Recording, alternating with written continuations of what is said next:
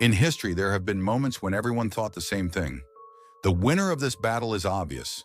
But what happens when history refuses to obey logic? Why do the strong lose and the weak sometimes win? Have you ever asked yourself that? Imagine this. Two armies stand face to face. One, large, armored, confident, well-fed. The other, tired, hungry, sick, outnumbered. Which one would you expect to win? Be honest. Where does your mind go first? So why does history sometimes turn everything upside down? Why is it that the smaller army, the exhausted soldiers, the poorer side ends up victorious? What is true power?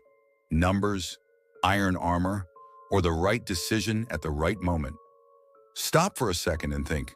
If you were standing on that battlefield, which side would you join? The powerful, because everyone expects them to win? Or the few, whose only weapon is hope? Now ask yourself, if the English were weaker, why didn't they run? What kept them there?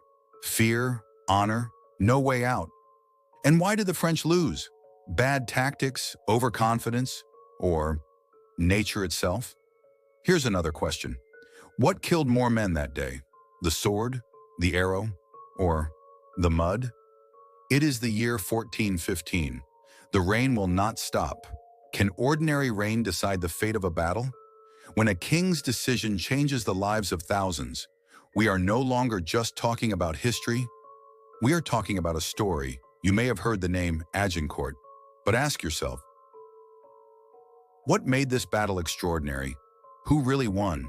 Brute strength, clever tactics, the words of a king, or rain and mud? One last question. If you were there that day, at what moment would you realize history had changed? Now, let's look for the answers together. This is not just the story of a battle. This is the story of the moment when the underestimated defeated the unstoppable. This is the Battle of Agincourt. This battle was not just a clash between two armies. It was one of the most dramatic turning points of the Hundred Years' War. The King of England, Henry V, set out with a single goal, to claim the throne of France. But the road he chose was not one of glory. It was a road of sickness, rain, hunger, and exhaustion. By the time the English army marched deep into France, many of them were already worn down. Endless marches, sleepless nights, lack of food. Some soldiers could barely stay on their feet. They knew they were outnumbered. They knew the enemy was stronger. So why didn't they turn back? Because turning back meant defeat. Moving forward meant hope. On the French side, things looked completely different. They were fighting on their own land. They were many. They had armored knights, powerful cavalry, confident commanders, and above all, and they were certain of victory. They thought, the English are exhausted, we will crush them easily. On paper, everything was obvious. A huge French army, heavy armor and elite cavalry, better supply and fresh troops facing them was. An English army crawling through mud, weakened by disease, few in number, and far from home. Anyone looking at the two sides asked the same question. What are the English waiting for? Why don't they surrender? But history is not always written by numbers. Sometimes history changes because tired people refuse to give up. The stage for the battle was already set. On one side, arrogance; on the other, endurance. And soon the world would see that victory does not always belong to the greater army. Sometimes it belongs to those who simply keep going. It was a cold, rainy October morning. The sky itself seemed unwilling to witness what was about to happen. Heavy clouds sank low over the field. The rain did not fall gently. It fell stubbornly, relentlessly. The morning mist had not yet lifted. You couldn't see far, but you could hear everything. The clatter of armor, the breath of horses, footsteps sinking into mud. Two armies stood face to face. On the French side, there was confidence. Heavily armored noble knights behaved as if victory already belonged to them. Their armor glimmered in the rain, not from sunlight, but from the water running down the steel. There was no doubt in their eyes. They were already convinced. Today, we will win. Only one thing bothered some of them: the long stretch of muddy ground ahead. But still, they thought, we are cavalry. We will break through. On the English side, there was silence. Not the kind of silence born of fear, but the kind that hardens people. Their clothes were soaked, their faces smeared with mud. Many helmets were dented and broken. Yet one thing was clear. Only one question burned in their minds. Will we survive this day? Their strength was not in their armor. Their strength was in their eyes when they looked at one another and did not break. The battlefield was narrow, woodland on both flanks, deep mud in the middle. Every step dragged you down. The ground would not release your boots. It was as if the earth itself had chosen a side, and that side was already decided. This land did not favor heavy horses. This land favored those who moved lightly. The French army stood in towering ranks, orderly and intimidating, but their great numbers brought a different problem. Men in the rear could not see the front. The front ranks were jammed. Everyone wanted to charge at once. Arrogance was impatient. The English were not. They did not rush. They looked over the field as if quietly saying, "We will not adapt to the battlefield. The battlefield will adapt to us." They drove sharpened stakes into the ground in front of them. A hidden wall against the cavalry charge. A simple decision, yet brilliant. Just then the wind shifted. The rain blew into the faces of the French. Nature was choosing sides. Voices rose and merged. "Hold the line! Steady!" Horses screaming, banners snapping in the wind. And then, silence. The silence before the storm. Both armies knew, in a few minutes, history would change. Some men prayed. Some thought of their families. Some thought of only one thing: to live.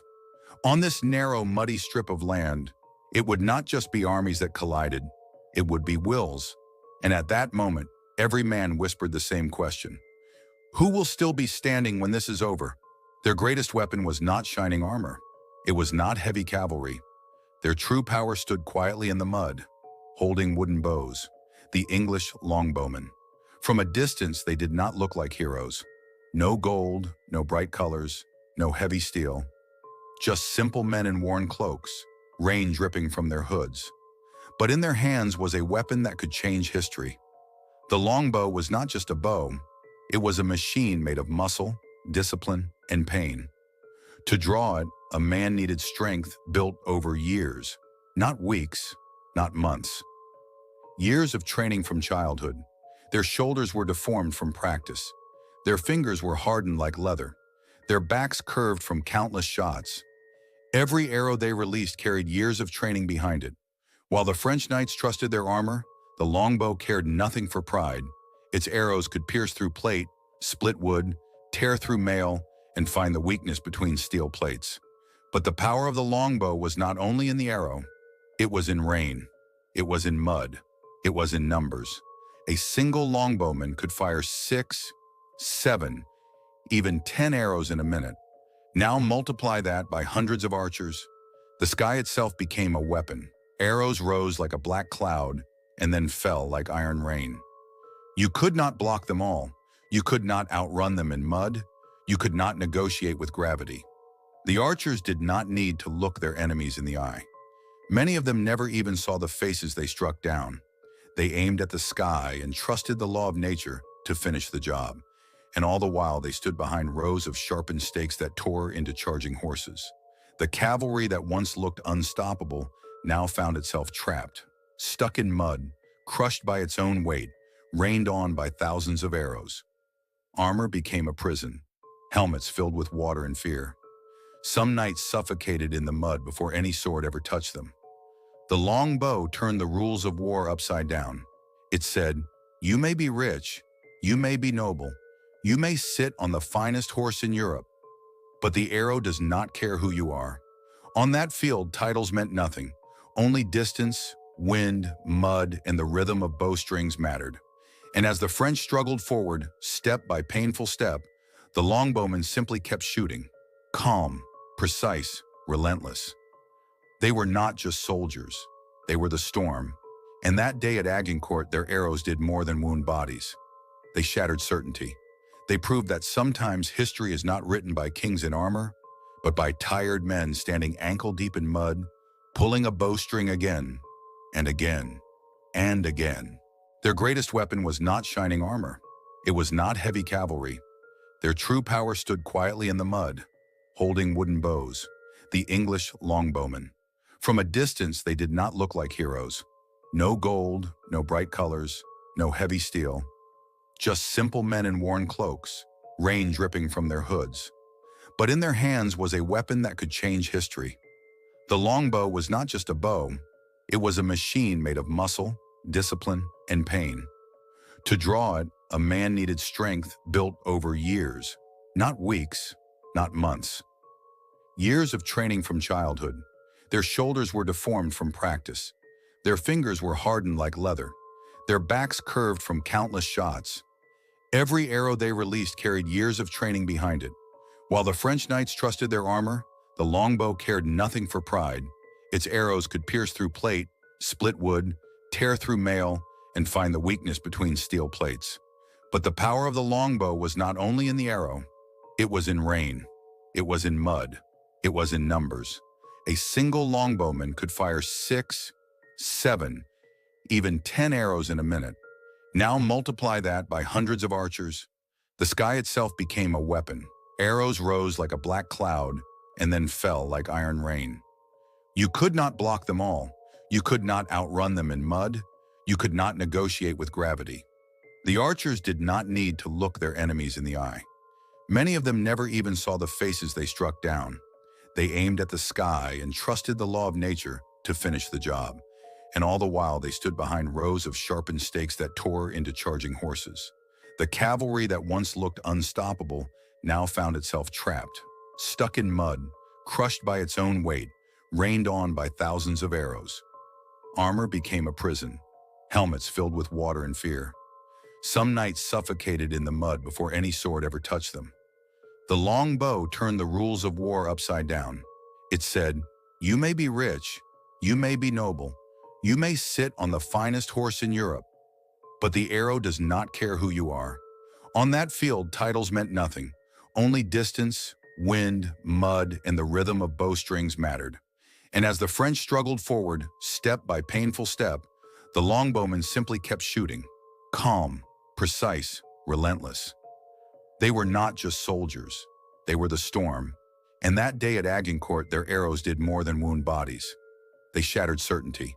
They proved that sometimes history is not written by kings in armor, but by tired men standing ankle-deep in mud, pulling a bowstring again and again and again.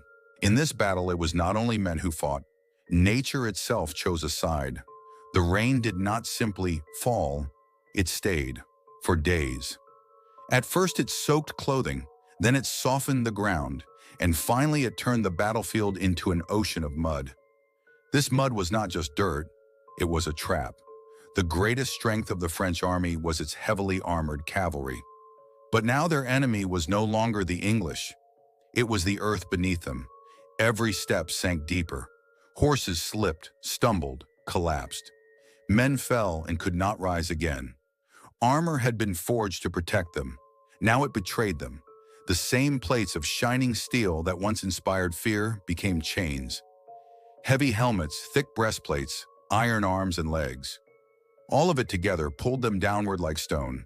Some knights fell, struggled, and never managed to stand again. Some met a far worse fate. They drowned in mud. No sword touched them, no arrow reached them. They were killed by nature. The English were different. Many wore light armor. Some wore almost none at all. Their strength was not in metal, but in movement. Rain did not break them, it helped them. They did not become stuck. They moved, they withdrew, they repositioned, they fired again. Nature opened paths for them while it closed the ground beneath their enemies. The wind chose a side as well. Rain blew into French faces, burning their eyes, blinding their vision. Arrows, carried by the wind, traveled farther and fell harder. The battlefield was not filled only with soldiers. It was filled with sound. The roar of wind, the drumming of rain, the sucking pull of mud, all mixed with cries of men and horses. It was as if the world itself was speaking. Today, pride will fall. The French realized that everything they trusted had turned against them. They trusted armor. Armor dragged them down. They trusted horses. Horses slipped and fell. They trusted numbers. The field narrowed and trapped them. The English understood something simple. You do not fight nature, you fight with it. At Agincourt, the victor was not only an army. The winners were the rain, the mud, the wind, and the men wise enough to use them. This battle taught the world a quiet lesson. Sometimes the strongest weapon on the battlefield is not forged in iron, but falls from the sky. Kings often command from a distance. They watch from hills, from towers, from safety. Henry V did not. He stood where arrows fell. He did not hide behind banners or walls of men.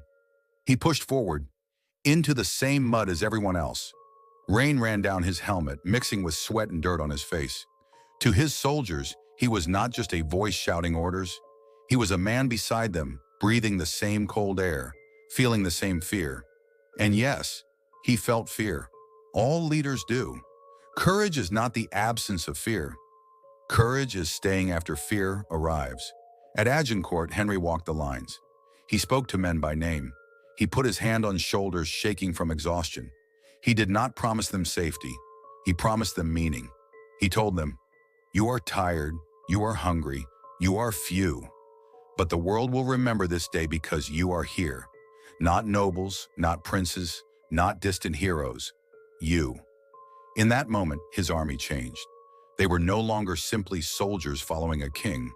They were brothers following one of their own. Because Henry did something rare for a ruler, he shared the risk. He knew arrows did not care who wore a crown. He knew mud swallowed kings the same way it swallowed peasants. Yet he stood at the front. Not because he had to, because leadership to him meant going first. At one point in the fighting, a blow struck his helmet so hard it nearly split the steel. His vision blurred. Blood ran down his face. He did not retreat. He lifted his sword so his men could see it through the rain, and he advanced. That single motion meant more than any speech. It said, "I will not ask you to do what I am unwilling to do myself." Around him the battle roared. Metal clashing, horses screaming, mud exploding beneath boots. Yet the center of the storm was calm. He moved with purpose, not recklessness. He was not chasing glory. He was protecting the fragile thread that held his army together. Belief. Belief that they were not abandoned. Belief that their king would stand with them until the very last moment. And when the day finally turned in their favor, it was not just tactics or longbows or mud that won. It was the sight of a crowned man covered in rain and blood refusing to step back. Agincourt proved something history often forgets. Armies follow orders, but hearts follow example. Henry V's greatest weapon was not his sword or his crown. It was his willingness to stand in harm's way beside the people who trusted him. The French front line collapsed. It did not begin with noise, but with confusion. Those in the back pushed forward. Those in the front were trapped in mud. Armored soldiers fell, one over another, and could not rise again. Horses slipped. Commands disappeared. Only cries for help remained. The English saw the moment. Arrows kept falling. Then they advanced. It was not a glorious charge, just the right moment taken. The French were no longer fighting the English. They were fighting their own armor, the mud and fear. In that instant, everyone understood. Numbers no longer mattered. Victory no longer belonged to the strongest, but to those who refused to break. And on the field of Agincourt, history whispered quietly, "The battle is over." If you enjoyed this story from history, don't forget to support the channel. Hit subscribe, tap like, and turn on the bell so you don't miss the next video. Your support helps these stories stay alive, and there are many more to tell. See you in the next one.